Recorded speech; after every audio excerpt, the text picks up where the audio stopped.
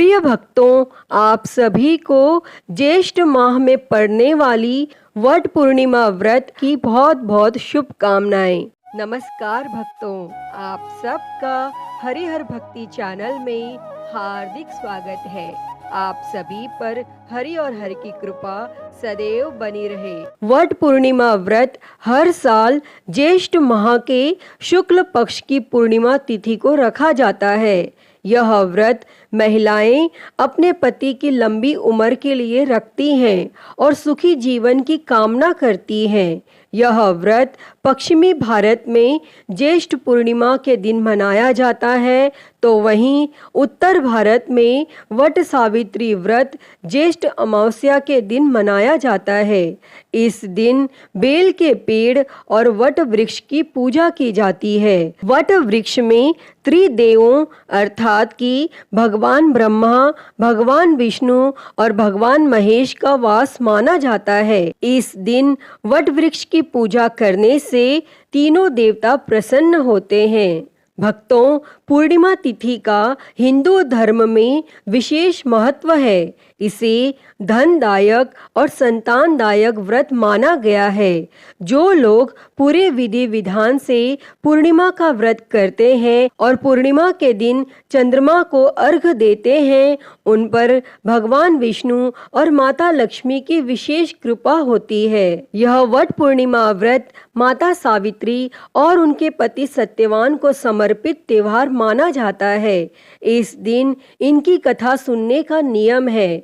जो कोई भी वट सावित्री का व्रत करते हैं, उन्हें माता सावित्री और उनके पति सत्यवान की कथा को पढ़ना अथवा सुनना चाहिए, तो ही यह व्रत पूर्ण माना जाता है। तो आइए अब सुनते हैं विवाहित महिलाओं के बीच अत्यधिक प्रचलित वट सावित्री व्रत की कथा। उससे पहले आप सभी प्रेम से बोलिए श्री लक्ष्मीपति नारायण भगवान की जय, उमापति महादेव की जय, धर्मराज जी की जय।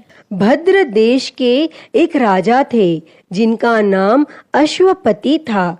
भद्र देश के राजा अश्वपति की कोई संतान न थी, इसीलिए उन्होंने संतान प्राप्ति के लिए मंत्रोच्चारण के साथ प्रतिदिन 1,00,000 आहुतियां दी और 18 वर्षों तक यह क्रम जारी रहा।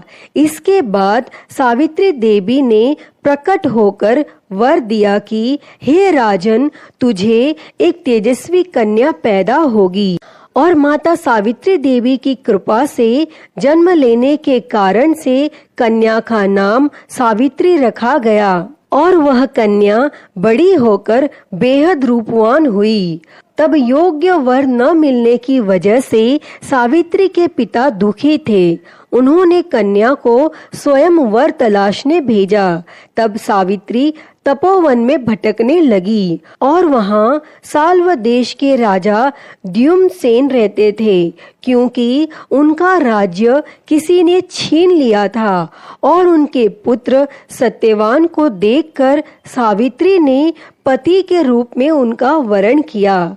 तब ऋषिराज नारद को जब यह बात पता चली तो वह राजा अश्वपति के पास पहुँचे और कहा कि हे राजन, यह क्या कर रहे हैं आप?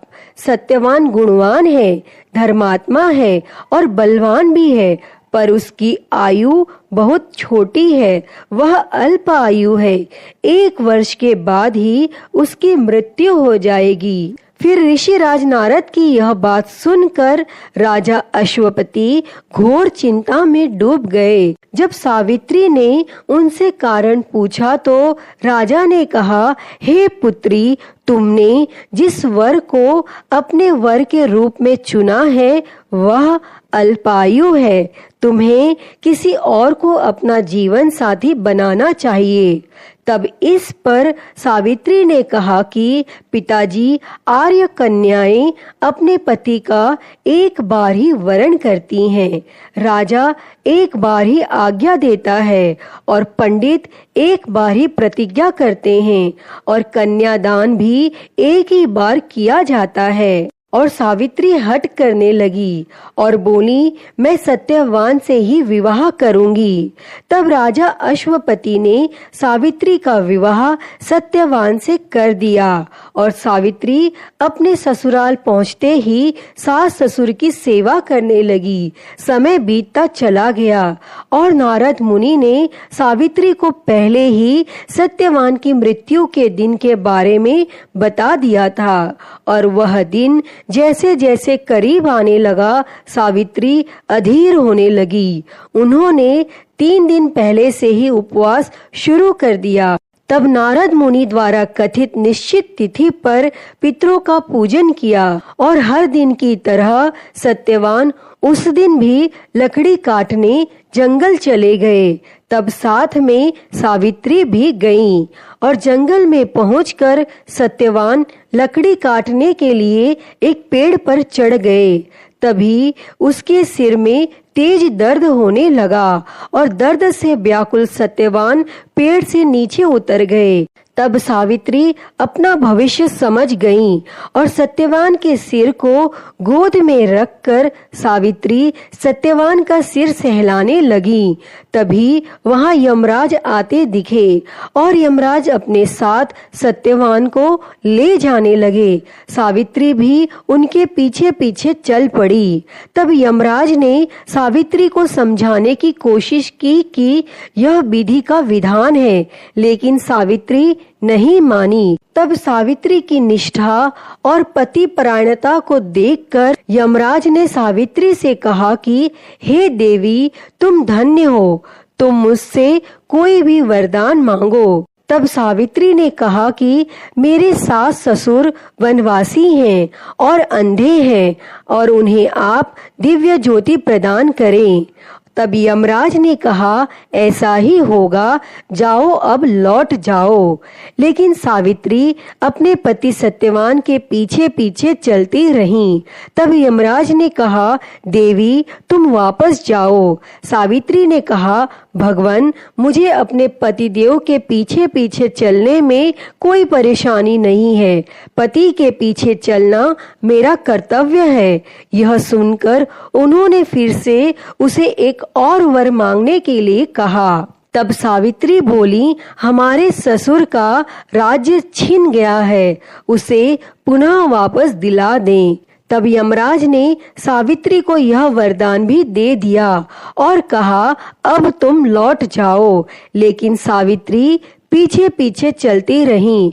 यमराज ने सावित्री को तीसरा वरदान मांगने को कहा। इस पर सावित्री ने 100 संतानों और सौभाग्य का वरदान मांगा और यमराज ने इसका वरदान भी सावित्री को दे दिया। तब सावित्री ने यमराज से कहा कि हे प्रभु, मैं एक पतिव्रता पत्नी हूँ और आपने मुझे पुत्रवती होने का आशीर्वाद दिया है। यह सुनकर यमराज को सत्यवान के प्राण छोड़ने पड़े। तब यमराज अंतर ध्यान हो गए और सावित्री उसी वट वृक्ष के पास आ गई जहाँ उसके पति का मृत शरीर पड़ा था। तब सत्यवान जीवित हो गया और दोनों खुशी खुशी अपने राज्य की ओर चल पड़े।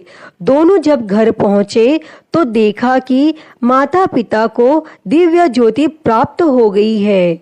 तब इस प्रकार सावित्री सत्यवान चिरकाल तक राज्य सुख भोगते रहे। अतः प्रिय भक्तगणों, पतिव्रता सावित्री के अनुरूप ही प्रथम अपने सास ससुर का उचित पूजन करने के साथ ही अन्य विधियों को प्रारंभ करें। और सावित्री व्रत करने तथा इस कथा को सुनने से उपवासक के वैवाहिक जीवन या जीवन साथी की आयु पर किसी प्रकार का कोई संकट आया भी हो तो वह टल जाता है। अतः हे भगवान, जिस प्रकार आपने सावित्री को अखंड सौभाग्य का वरदान दिया, वैसा ही वरदान इस कथा को कहते, सुनते और हुंकारा भरते को देना।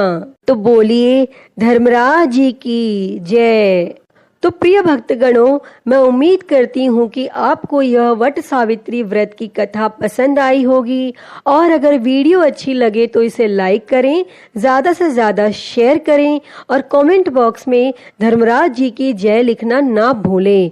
और हरिहर भक्ति चैनल पर आप नए हैं तो इस चैनल को सब्सक्राइब कर नोटिफिकेशन बेल को ज़रूर ऑन कर लें। हर हर महादेव। धन्यवाद।